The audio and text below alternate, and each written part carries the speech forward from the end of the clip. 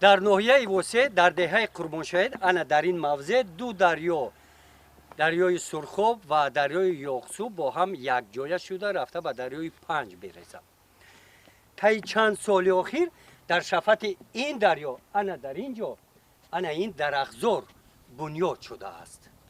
این موضع درختزار نمونه از کارهای آبادانی در سمت محافظت طبیعت از جانب سهراب نظرов سابق کارمند وزارت کارهای داخلی تاجیکستان بعد نفقه برآمدنش میباشد.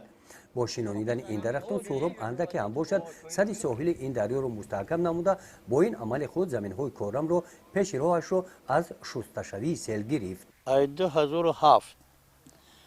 اوی دریا سیل آمد درون قشلاق در آمد زمینه را چپک کرد زمینه کارم خلق زمینه خانه‌شون پل چپک کرد برد ما امسال درخشانی را سر کردیم قطعی فرزندم رو دیگه بید آوردیم بید شنوندیم محکم کردیم توی نمیجاره محکم کرده آوردیم هر سال با کمیش 2000-3000 درختی بید میشونیم در لب دریا برای صاحب محکم کردن ساحل محکم کردن بهترین کمک میرسونن او راه میگیره این او خیلی با ما دور رفت با 2019 انا حکومت آورد جای این دنبه ساخت کرد این دنبه را ساخت کرد موند یک تا دو تا سه تا دنبه محکم کرد خیلی در بهترین شده ما محکم کرد رفت حاضر عجایب چه شده گیده محکم کرد گیده نه که ما حاضرم شونده محکم کرد است که با قوتر شد. سابق کارمند ملیس همین طور در دوره طول 15 سال فعالیت دهقانی در مساحت 3 هکتار زمین‌های بایر خوجگی دهقانی تشکیل نموده این زمین‌ها را به گردش کشاورزی داخل نمود. از میدان 1 هکتار این سال به قدر 27 سانتی حاصل پخته جانوری کرد. در مساحت 60 سوتیق زمین تاکزار و در 40 سوتیق صدها درختان گوناگون میوه دهنده پرورش نموده است که همه سال از حاصل آن درآمد خوب میگیرد میگوید سهراب و علاوه کرد که در کارهای موسمی اینجا 6 نفر ساکنان دهه به کار جلب کرده میشوند. قریب که 1000 دانه نهالی انگور یک 100 دانه زردآلو زیادتر داریم انار سیب یا 40 سوتیق دیگه باید سیب هم بتازاره میوه بهترینه اینه که یک طول 3 سال 4 سال شد که میوه شروع نقده میوه شو بازار میبروریم سودا میکنیم با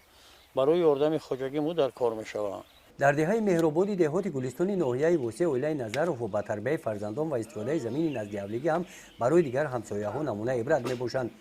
زمین نزد حولگی را ما 2-3 بار استفاده میبریم انا در یک سال 2 حاصل میگیریم 2 حاصل میگیریم کارتوشکا میشونیم چسناک سیر میشونیم پیاز میشونیم نخود میچوشیم یک نیم شا هر سال مثال یک 50-60 کیلو نخود زیاد میگیرم این نزد حولگی هی